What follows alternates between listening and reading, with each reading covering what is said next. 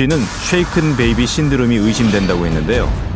아기의 목을 잡지 않고 심하게 흔들 경우 의식을 잃게 된다는 겁니다.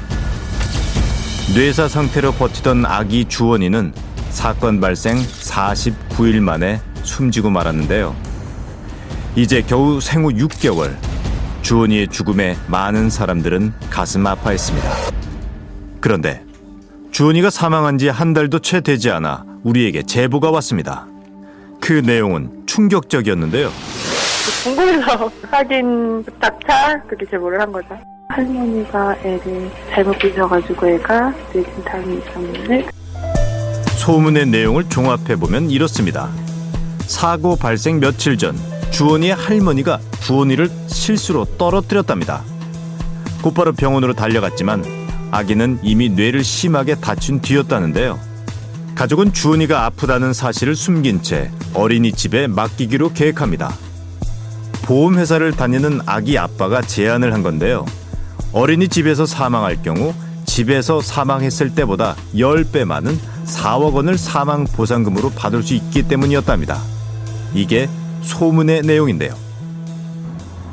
어린 아기를 잃은 한 가족의 안타까운 이야기는 자작극을 벌인 비정한 부모의 이야기로 돌변해 있었습니다. 할머니가 애기 떨어뜨리고 상태가 너무 안 좋아 보이고 보험금을 노리는 걸로 해가지고. 보험금? 네.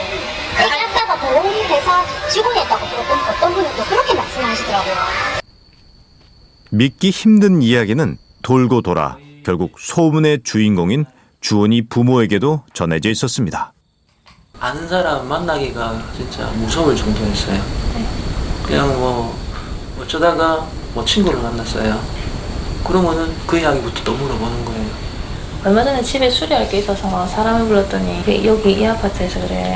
얼마 전에 애기 사고가 났던 것 같은데 그 부모들이 사기나 받고 잘 먹고 잘 산다면서요. 이렇게 얘기하시고. 끔찍한 소문의 주인공이 자신들인 걸 알고 부부는 울지도 못했답니다.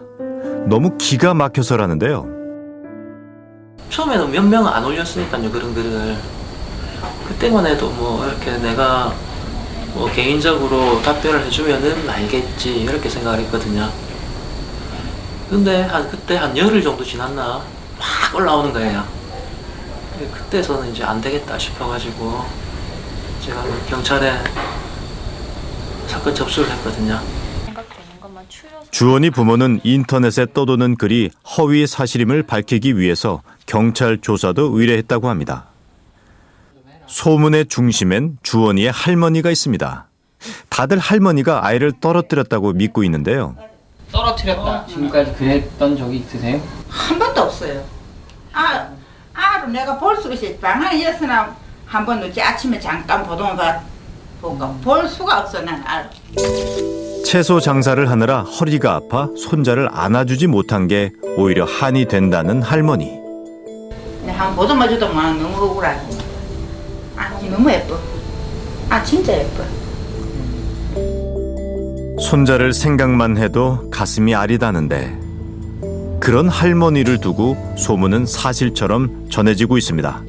사람들은 할머니가 주원이를 떨어뜨렸고 곧바로 병원으로 가 진료를 받았다고 했는데요.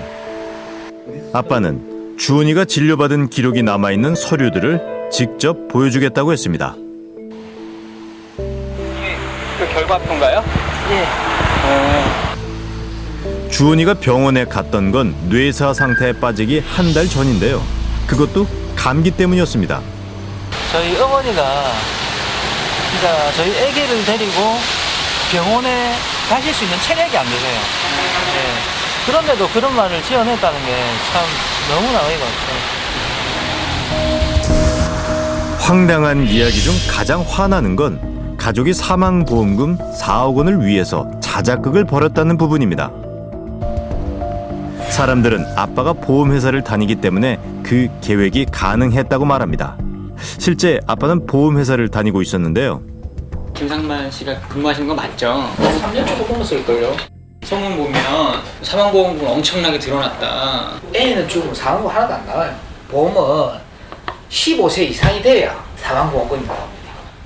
하지만 아기들은 사망보험금 자체가 없답니다. 게다가 아빠는 주원이 앞으로 사망보험을 들어놓지도 않았는데요. 참 소문이